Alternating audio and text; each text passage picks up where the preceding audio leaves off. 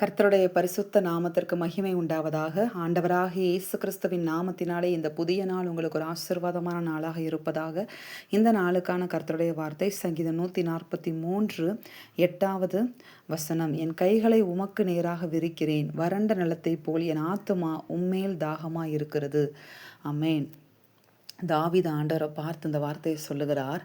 ஒரு வறண்ட நிலம் எப்படி வானம் பார்த்த பூமியைப் போல எப்படி தாகமாக இருக்கிறதோ, தண்ணீர் கிடைக்கும்படியாக எப்படி தாகமாக இருக்குதோ, அந்த அளவுக்கு அவருடைய ஆத்துமா ஆண்டவர் மேலே தாகமாக இருக்குது. என் ஆத்துமா உம்மேல் தாகமாக இருக்கிறது என்று சொல்லி தாவீது இந்த இடத்துல சொல்கிறத பார்க்க முடியும். நமக்கு ஒரு வேளை தாகம் ஏற்படும் போது தண்ணீர் குடிக்காமல் என்ன செய்ய முடியாது, நம்மளால் தாகத்தை தீர்த்து கொள்ளவே முடியாது. எப்போ நம்ம தண்ணீர் குடிக்கிறோமோ அப்போ தான் நமக்குள்ளே இருக்கிற அந்த தாகம் என்ன செய்யும், தீரும்.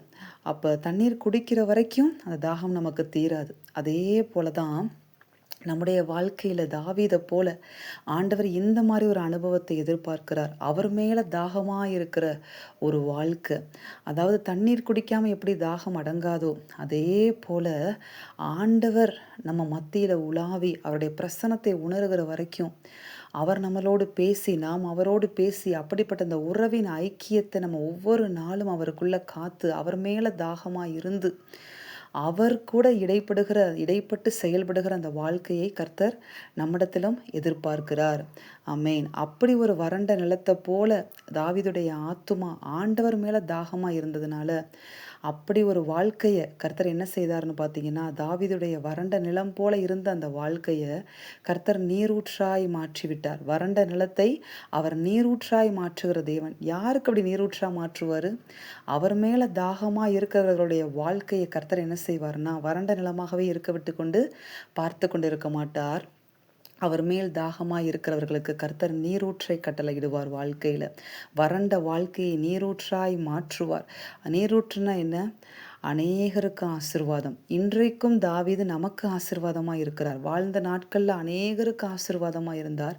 அது மாத்திரமில்லை, வாழ்ந்து முடித்ததற்கு அப்புறமும் இன்று வரைக்கும் தாவீது இத்தனை 1000 வருடங்களாக அவருடைய வாழ்க்கையின் சரித்திரம் நமக்கு ஒரு பெரிய ஆசீர்வாதமாக, நமக்கு ஒரு பெரிய ஒரு திருஷ்டாந்தமாக கர்த்தர் என்ன செய்திருக்கிறார், எழுதி கொடுத்திருக்கிறார். இன்றைக்கும் தாவீது நம்மளுக்கு ஆசீர்வாதமாக இருக்கிறார். இன்றைக்கும் நீரூற்றாய் இருக்கிறார். அதே போல ஆண்டவர் மேலே தாகமாக இருக்கிற ஒரு வாழ்க்கை தாவீதை போல நாம் வாழ்வோமானால் நம்முடைய வாழ்க்கை வறண்ட நிலம் அல்ல, நம்முடைய வாழ்க்கையை நீரூற்றாக கர்த்தர் மாற்றி அந்த நீரூற்றை அநேகருக்கு ஆசீர்வாதமாக பயன்படுத்தி நம்மை ஒரு ஜீவனுள்ள சாட்சியாக தாவீதை எழும்ப பண்ணினது போல நம்மை அநேகருக்கு முன்பதாக கர்த்தர் ஒரு ஜீவனுள்ள சாட்சியாக எழும்பி பிரகாசிக்க வைப்பார். கர்த்தர் நம்மை அப்படியாய் ஆசீர்வதிக்க விரும்புகிறார். அப்படி ஆசீர்வதிக்க விரும்புகிற கர்த்தர் நம்மிடத்துல ஒன்றை எதிர்பார்க்கிறார். இதே போல நம்முடைய ஆத்துமாவானது இந்த உலகத்தின் காரியங்கள் மேலே அல்ல, ஆண்டவர் மேலே தாகமாக இருக்க வேண்டும் என்று எதிர்பார்க்கிறார். அப்படி தாகமாக இருக்கிறவர் மேலே கர்த்தர் அவருடைய அபிஷேகத்தை ஊற்றுவார், நீரூற்றாய் மாற்றுவார், அநேகருக்கு ஆசீர்வாதமாய் நம்மை பயன்படுத்துவார். ஒரு ஜீவனுள்ள சாட்சியாக கர்த்தருக்காக எழும்பி பிரகாசிக்க வைப்பார்.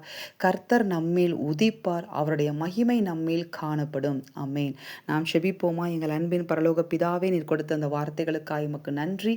இந்த வார்த்தையின்படி இந்த நாளில் எங்கள் ஒவ்வொருவரையும் ஆசீர்வதிப்பீராக. இந்த நாளை நாங்கள் கேட்கிறோம்ப்பா. எங்களுடைய ஆத்துமா ஆண்டவரை முற்றும் முடிய உம்மேல் தாகமாய் இருக்கத்தக்கதாக தேவனாகிய கர்த்தர் அப்படிப்பட்ட உம்மேல் தீராத தாகத்தை எங்களுக்குள்ள நீர் உண்டு பண்ணும்படியாக, எங்கள் ஆத்துமாவில் உண்டு பண்ணும்படியாக, உம்மோடு ஒவ்வொரு நாளும் உறவாடி அந்த தாகத்தை நாங்கள் தீர்த்து கொள்ளத்தக்கதாக தேவனாகிய கர்த்தர் எங்களுக்கு கிருபை செய்வீராக. இதை கேட்டுக்கொண்டிருக்கிற ஒவ்வொருவருக்கும் நீர் இதன்படியே நீர் ஆசீர்வதிப்பீராக. இந்த வார்த்தையின்படியே ஒரு தாகத்தை கட்டளையிடுவீராக உம்மேல. இயேசு கிறிஸ்துவின் நாமத்தில் செபித்து ஜெயம் எடுக்கிறோம் பிதாவே. ஆமென். இந்த வார்த்தையின்படி இந்த நாளில் தேவன் உங்களை ஆசீர்வதிப்பார். ஆமென்.